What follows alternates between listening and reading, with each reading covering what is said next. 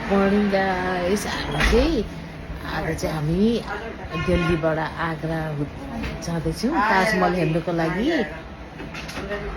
ल अब हामी यहाँ बाटोको बिचमा आएको छौँ, यहाँ खाजाहरू खाँदैछौँ। अब ब्रेकफास्टको लागि खाँदैछौँ। ल एकछिनमा भेटौँ है।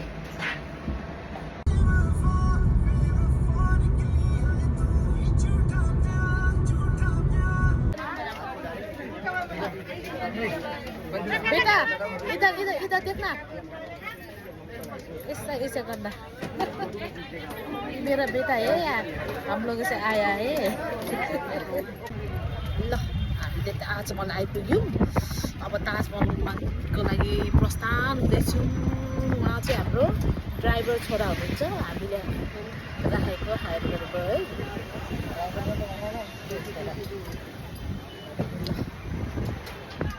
भाइ कता हो यसको पछाडि जाने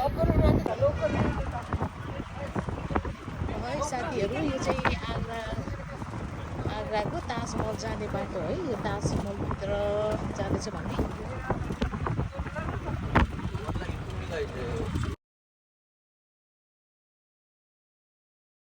ल गाइस, हामी चाहिँ टिकट लिनुपर्ने रहेछ है। अनि टिकट लिइसकेपछि हामी चाहिँ अब ताजमहलभित्र पस्नको लागि रेडी भयौँ।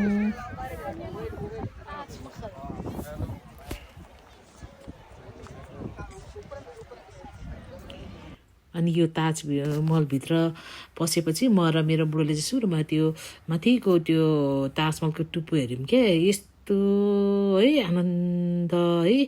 अनि कसरी बनाएको होला भनेर हामी चाहिँ हेरिरहेको थियौँ। त्यसमा चाहिँ हाम्रो यो गाइड छोराले चाहिँ हाम्रो भिडियोहरू खिचिरहेको रहेछ कि। अनि तर कस्तो राम्रो लाग्यो क्या मलाई यो है।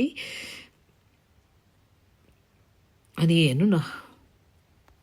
अनि नि साथी, त्यसपछि हामी चाहिँ ताजमहलको माथि चढ्यौँ कि। अनि माथि चढेर यो चाहिँ ताजमहलको साइड भाग है। अनि यो पछाडि देखिराख्नु भएको छ नि, यो रातो यो बिल्डिङ चाहिँ ताजमहलको गेस्ट हाउस अरे है।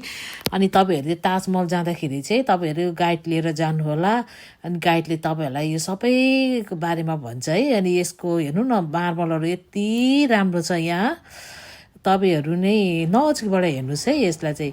अनि त्यसपछि हामी चाहिँ नि अनि यो घुमिसकेपछि बाहिर निस्क्यौँ। अनि बाहिर निस्केपछि है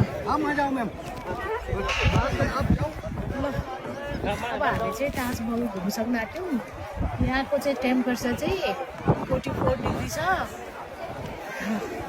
यो चाहिँ एउटा चरा नै मर्छ होला यहाँ, एकदम गर्मी छ। तपाईँहरू चाहिँ पछि आउँदाखेरि टेम्परेचर हेरेर आउनु होला।